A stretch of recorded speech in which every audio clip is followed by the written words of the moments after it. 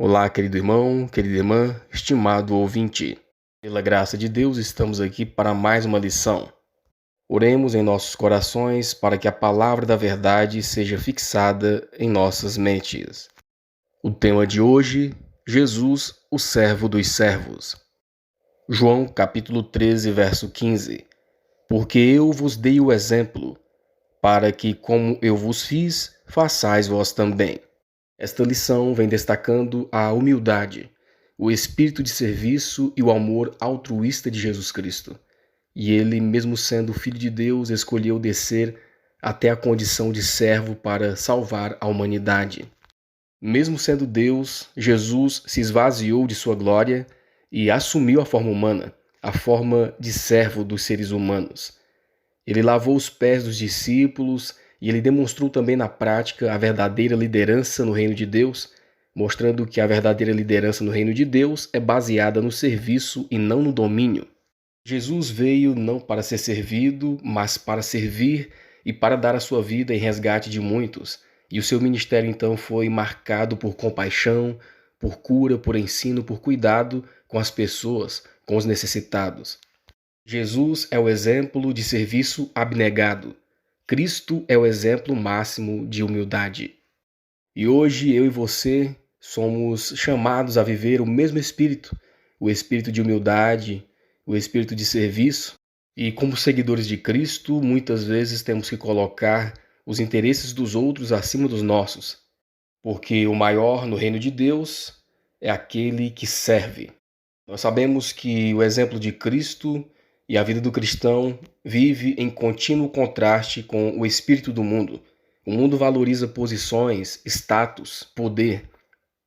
Cristo já nos ensina o caminho da renúncia, o caminho da humildade, o caminho da mansidão e o caminho do serviço ao próximo.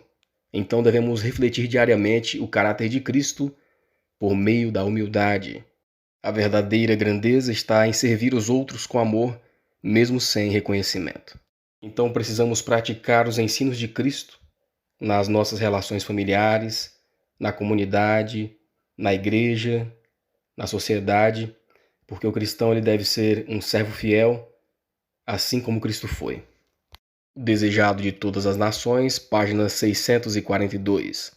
A vida inteira de Cristo foi marcada por um serviço altruísta, não para ser servido, mas para servir. Era o exemplo em cada um dos seus atos. O primeiro tópico, um conceito gentil. Conforme Lucas 22, 24 e 25, nós aprendemos no primeiro tópico que uma mentalidade destrutiva, que foi originada com Lúcifer, afetou o judaísmo e também os discípulos de Cristo, e hoje também pode nos afetar. Lúcifer, ele cobiçava o lugar de Deus, ele desejava exaltar-se acima dos outros, e esse mesmo espírito de orgulho, de exaltação própria, de amor ao eu, penetrou nos corações dos judeus, e essa mesma condição também penetrou no coração dos discípulos de Cristo. Os discípulos começaram a discutir entre si sobre quem seria o maior no reino de Deus. E hoje, mesmo dentro do povo de Deus, essa condição espiritual existe. Esse espírito de orgulho, esse desejo de dominar, o anseio ambicioso por honras, o anseio por posições, pode se infiltrar. E essas atitudes desonram a Deus, desonram e distorcem o caráter de Deus na nossa vida. Segundo tópico, a necessidade de uma nova atitude. Nós aprendemos no segundo tópico, conforme Lucas 22, 26, João 13, de 13 a 16, que ao contrário do desejo ambicioso por um lugar mais elevado, Jesus então instituiu um princípio muito importante e ele mesmo serviu de exemplo nesse sentido.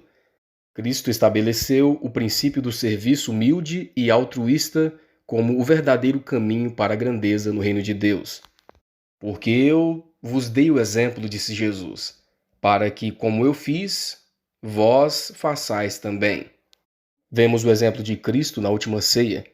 Enquanto os discípulos ainda discutiam sobre quem seria o maior, Jesus humildemente pegou a toalha e lavou os pés de cada um deles, um ato realizado pelo serviço humilde. Assim, Cristo o chamou para uma vida de serviço, uma nova vida, uma vida de serviço, de amor ao próximo. porque no reino de Deus o mais importante serve os outros. Muitas vezes nós queremos que as pessoas sejam perfeitas, mas aqui nesse mundo reina a imperfeição.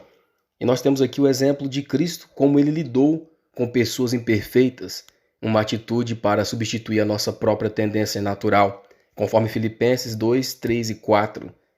Nada façais por contenda ou por vanglória, mas por humildade. Cada um considere os outros superiores a si mesmo. Não atente cada um para o que é propriamente seu, mas cada qual também para o que é dos outros. Então Cristo ele tratou as pessoas imperfeitas, tratou com amor, tratou com misericórdia, aproximou-se deles com paciência, ele os restaurou. Cristo valorizou cada pessoa, Cristo valorizava cada vida. Cada vida, cada pessoa era muito valiosa e é valiosa aos olhos de Deus. Portanto, o caráter de Cristo deve substituir o nosso caráter natural. A humildade de Cristo e a empatia dele devem substituir a nossa tendência natural. Oremos em nossos corações para que o Espírito Santo faça essa transformação em nossas vidas. Terceiro tópico, uma tendência obstinada.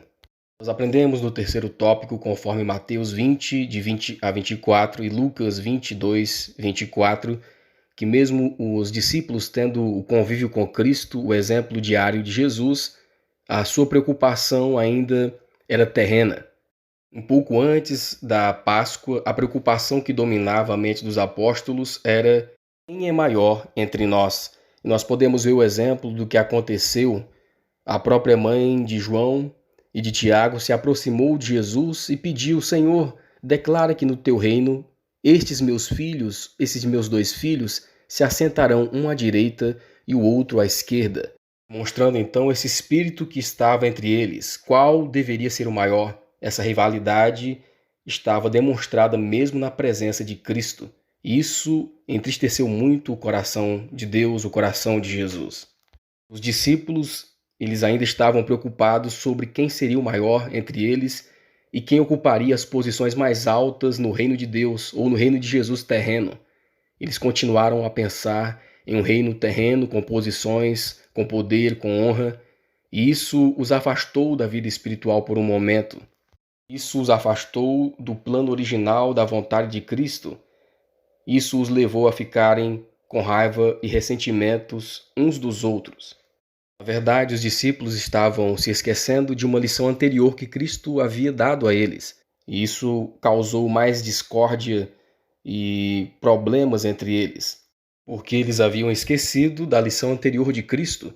Certa vez Jesus chamou uma criança entre eles e lhes disse: Eu lhes asseguro que, a não ser que vocês se convertam e se tornem como crianças, jamais entrarão no reino dos céus.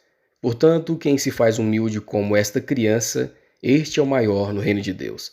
E os discípulos então haviam se esquecido desse episódio, desta lição. Eles se esqueceram do ensinamento que Jesus lhes deu ao usar uma criança como exemplo.